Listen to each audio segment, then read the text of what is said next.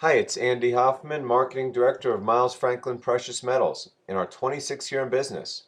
It's late Friday afternoon, February 27th, 2015, and the title of today's audio blog is Temporary Suspension of Disbelief.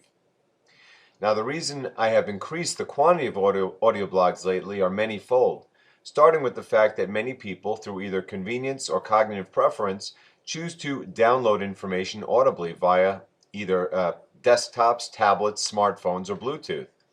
And regarding the latter, Reader Mike has been kind enough to download my podcasts and audio blogs to a free website at silverfarm.podbean.com for those looking for the MP3 format. However, an equally powerful motive has been the need to cover so many diverse topics simultaneously, given just how rapidly the worldwide horrible headlines are rolling in. Frankly, it's difficult to keep up on a daily basis, which is why it's so incredible that yesterday's literary house of horrors, titled Hideously Ominous Developments as Far as the Eye Can See, doesn't hold a candle to what I'm about to discuss today. Hopefully, when readers are considering investments in the precious metal arena, they consider just how much financial and human resources Miles Franklin puts into its educational efforts. As for today's episode, I'm again writing from the monkey business indoor playground, where the strain of writing of such dire issues is fortunately counteracted by the joy of watching Sylvie play so happily, as of yet ignorant of the difficult world she inhabits. Like most of you, family is the most important aspect of our existences, and hopefully we can all enjoy it to the best of our abilities. Anyhow, regarding the title of today's audio blog, I utilized a term coined 2 centuries ago by Samuel Coleridge of man's ability to suspend judgment of a story's implausibility if at least it has some human interest and semblance of truth. Well, I'll let you decide how much truth exists in today's commandeered and manipulated political and economic world. However, as for human interest, there's no lack of abundance there, as 7+ billion people are living through an historic economic tragedy, with many already experiencing the brunt of the storm, and the rest sitting unsuspectingly within its eye.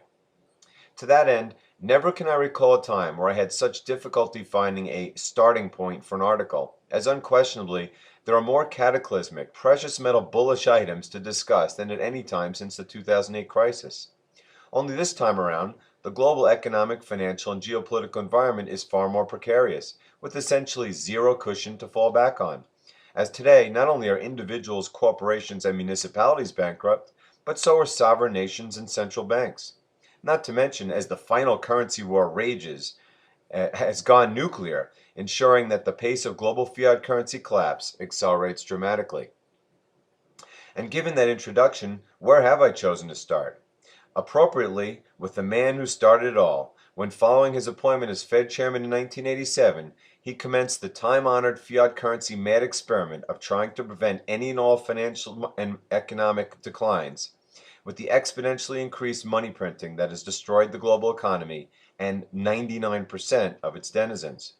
Yes, Maestro Greenspan, in stepping up his effort to distance himself from the carnage he created, followed up last fall's stunning admission that gold is the world's most powerful currency in stating that, quote, and this was yesterday, global effective demand is extraordinarily weak, tantamount to the late stages of the Great Depression. Yes, the man who was Fed chairman just 9 years ago and wrote Golden Economic Freedom 49 years ago is committing the ultimate taboo in not only selling out Ben Bernanke and Janet Yellen, but admitting to the world that not only has the Fed failed, but done so miserably. Clearly, Janet Yellen agrees, as per last week's dovishly doctored January 28th FOMC minutes and Tuesday's most unequivocally dovish FOMC statement in memory, per the title of Tuesday's audio blog. The Fed is finally implicitly admitting that what the Miles Franklin blog has said all along, i.e., the U.S. economy is crashing with the entire world, and only unprecedented market and economic data manipulation has prevented widespread realization of such. Inevitably, the long-awaited Yellen reversal will finish off, once and for all, the last shards of credibility the manipulated financial markets have enabled the Federal Reserve to retain. And when it arrives via a massive QE4 and likely negative interest rates, if you think the final currency war is bad now, you ain't seen nothing yet. Regarding said economic crash, Today saw perhaps the most damning evidence yet, which frankly even shocked me when I saw it published at 9:45 a.m. Eastern Standard Time. But before I get to the economic devastation portended by today's mind-bogglingly horrible Chicago PMI reading, let me recap the ugly economic data of the past 24 hours, which unquestionably, recovery is absolutely the last word I'd use to describe its intimation. Yesterday, we started with durable goods orders, depicting a barely positive ex-transportation result, which frankly is far better than the actual negative numbers we've seen in everything from retail sales to construction spending, factory orders, personal consumption, and essentially everything measuring real economic activity. However, the meager 0.3% gain, following last month's 0.8% contraction, was the best news we'd see, as directly thereafter, jobless claims had their biggest weekly surge in 3 months, the Bloomberg Consumer Comfort Index its biggest plunge in 10 months, the Kansas City Fed Manufacturing Index followed by falling from 3 to 1, validating the ugly results from last week's Dallas and Richmond surveys, and the CPI had its first negative reading since the Lehman crisis, prompting New York Fed President Jim Dudley or Bill Dudley to validate Janet Yellen's commitment to ZIRP by predicting inflation will sit below the Fed's 2% objective for, quote, some time, which in my view sounds a lot like the considerable time phrase they supposedly got rid of. That said, I haven't even scratched the surface of the truly ugly stuff, or for that matter, even mentioned the atrocious Japanese data released last night, featuring a 2% plunge in retail sales, a 5% collapse in household spending, and a 6% surge in Japan's all but socialized unemployment rate. Clearly, until this morning's all-out economic data horror show, the aforementioned were easily overshadowed by the utter explosion of U.S. and global crude oil data, depicting all-time high production and inventories despite collapsing rig counts and energy capital expenditures. And nowhere is the supply response I wrote of last week going to be more cataclysmic than the United States of junk bond financed ultra-high-cost shale production, where crude inventories hit an 80-year high, even Goldman Sachs is forecasting $30 per barrel oil, which is exactly where it's going, as per what I wrote in January 2nd's must-read, direst prediction of all article. Overcapacity caused by cheap Fed credit and predatory Wall Street financing will likely destroy commodity markets of all kinds for years to come.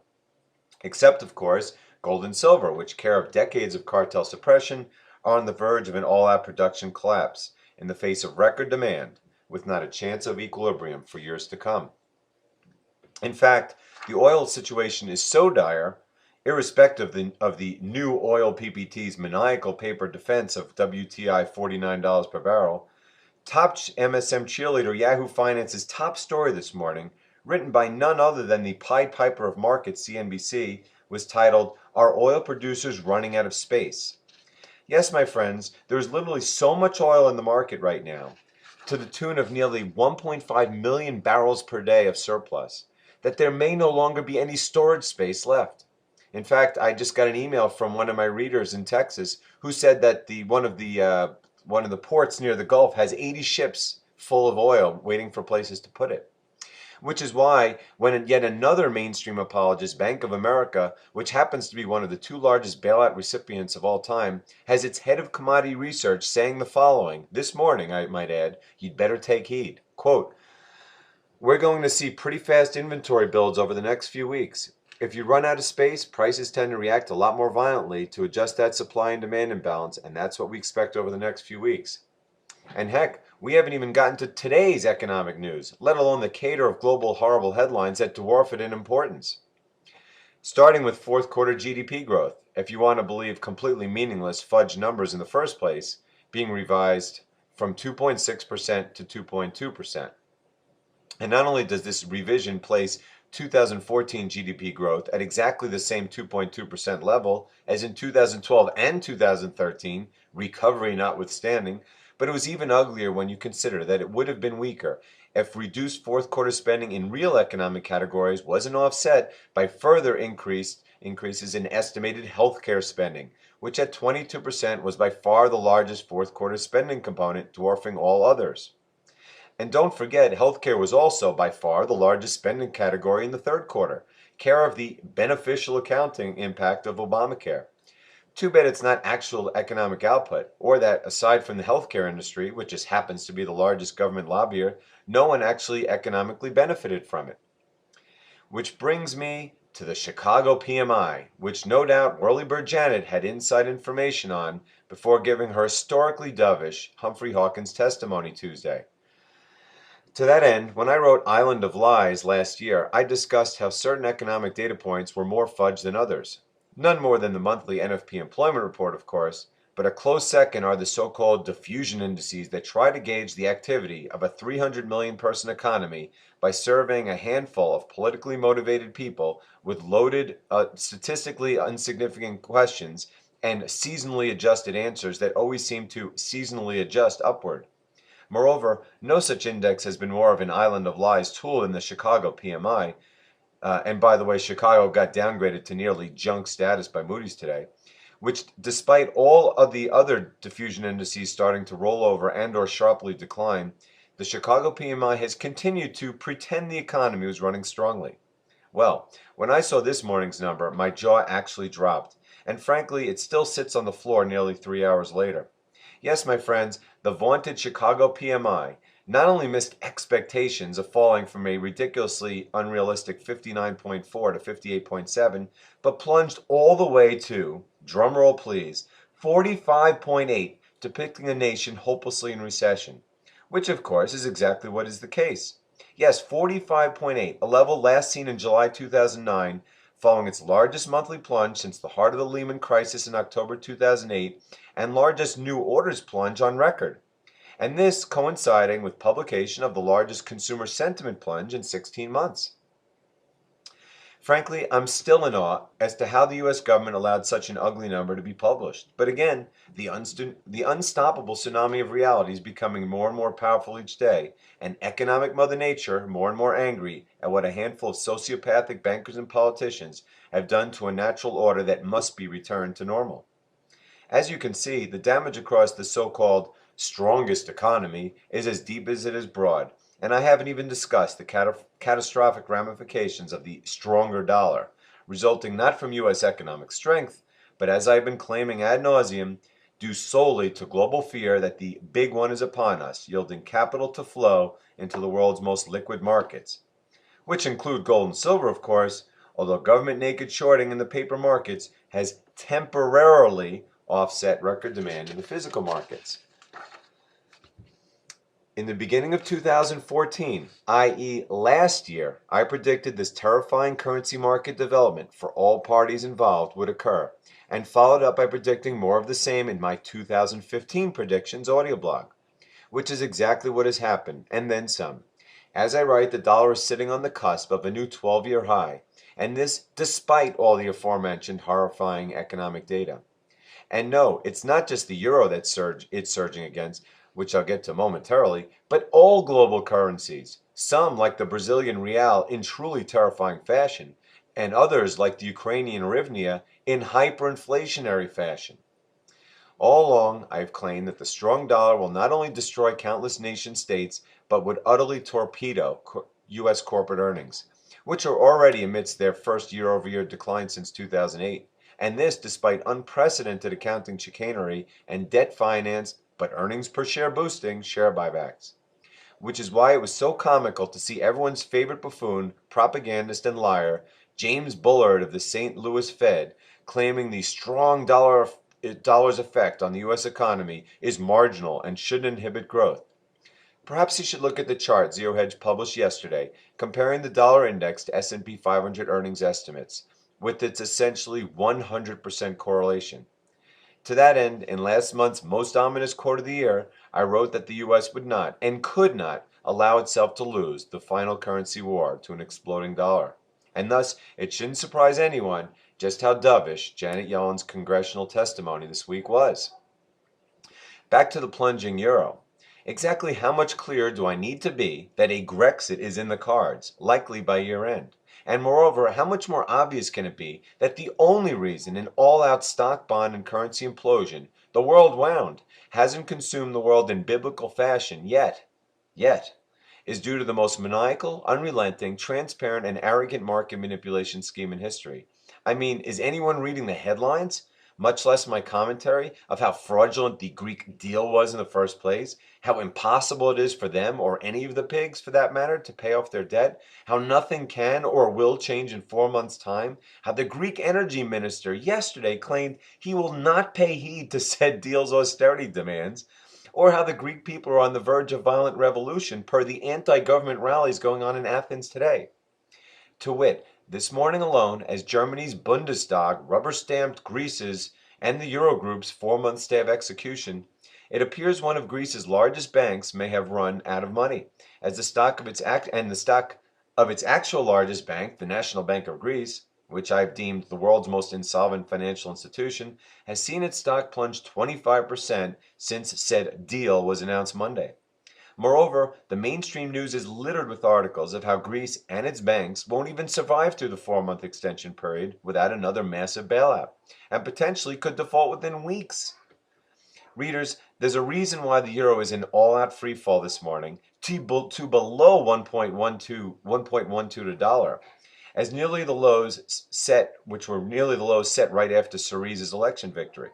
And yes, I predicted it 2 weeks ago as loudly as I could. Again, I cannot be more positive that a Grexit is in the cards. Frankly, I don't see how even the world's biggest financial, economic, and political manipulators can prevent it from occurring. My year-end revenge of the people prediction is going to occur by hook or crook, and in Greece's case, not only are the people as angry as any on the planet, but care largely of Eurogroup, ECB, and IMF policies are flat broke as well. And then we have the markets, which frankly are no longer markets at all, but 100% 24/7 manipulations. Well, at least last-to-go markets like the major stock indices controlled by the world's largest central banks, in, for example, the US, Europe, Japan, and China. And of course, the paper, gold, and silver markets, which despite last year's prosecutions for manipulations in London and this week's US and Swiss regulatory accusations of such in New York and Zurich, still trade day in and day out in the polar opposite fashion, like the aforementioned stock indices of what fundamentals dictate. That said, the powers that be have indeed lost control of the vast majority of financial markets, as currencies, commodities, and of course crude oil have plummeted into oblivion, with no hope of reversal and a global economic conflagration that will only exacerbate such trends with each passing day.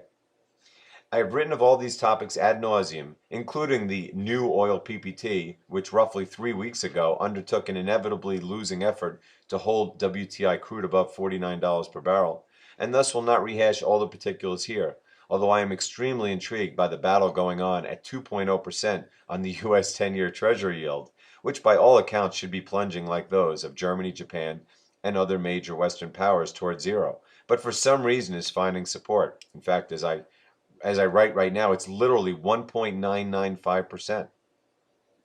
Is the Fed desperately trying to prevent universal recognition of the most damning proof of QE failure I wrote of last May, particularly following Yellen's uber dovish testimony and the aforementioned horrific economic data? Is it the recent acceleration of Chinese treasury selling, or is it some other sinister reason we're not yet aware of?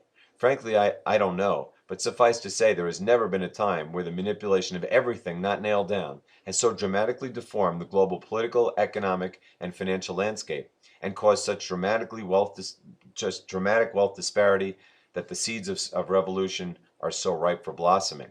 And I do believe that the rate on the 10-year is going to fall way below its lows of 1.6 and head toward the German and Japan levels that are closer to zero right now. And before I go, two more items I'd like to address. First, we have tomorrow's, that is Saturday's, submission of the annual Indian budget, the first since Narendra Modi's BJP party swept into office last May, in large part given their opposition to the anti-gold, pro-rupee stance of the former Congress party government. Well, the broad expectation is that the 10% gold and silver tariffs instituted in 2013 will be partly, if not mostly, repealed, and if they are, you can bet Indian gold imports, exploding black market notwithstanding, will utterly explode, particularly as the rupee is again under pressure. And last but not least, I wanted to continue yesterday's refutation of the silly, specious claims of one of the industry's most dangerously inconsistent newsletter writers, that during deflation, gold is a terrible place to invest. In that article, I refuted essentially everything he claimed with ease, whilst ignoring his ridiculous prediction of Dow 31,000 entirely, but wanted to follow up with a bit of empirical and recent empirical data to support my conclusion. To that end, I calculated the price change of gold and a variety of other deflation-sensitive markets from the day WTI crude peaked last year on June 13th at 107.50 per barrel to the day it bottomed, at least for now, on January 29th at 43.80 per barrel. During those 7 months, Wilts crude plunged 59%, the 10-year Treasury yield 35%, the CRB commodity index 31% to nearly its 2008 spike low, and copper by 20%. And you know how gold did during this time? Yes, it was unchanged, and that with the cartel capping every attempt to surge and attacking on every possible occasion. Well, that's enough for now, as even I have my limits. Hopefully, the sum total of what I, Bill Holter, and the economic truth-seeking community helps you to understand just how little rope remains in the financial and economic community, and thus just how close we are to seeing what is occurring in second and third world nations now reaching first world shores shortly.